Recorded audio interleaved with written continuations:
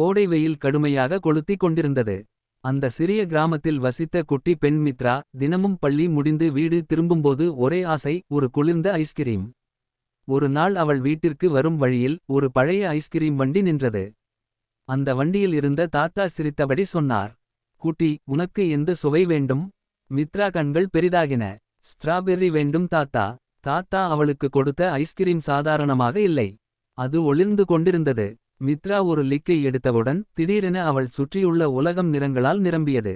மரங்கள் பிங்க் நிறமாகவும் வானம் மஞ்சள் நிறமாகவும் மாறியது. இது என்ன மந்திரம் என்று மித்ரா ஆச்சரியப்பட்டாள். தாத்தா மெதுவாகச் சொன்னார், இது மகிழ்ச்சி ஐஸ்கிரீம். இதை சாப்பிடும்போது உன் மனசு எப்படி இருக்கிறதோ உலகமும் அப்படித்தான் தெரியும். அடுத்த நாள் மித்ரா சோகமாக இருந்தாள்.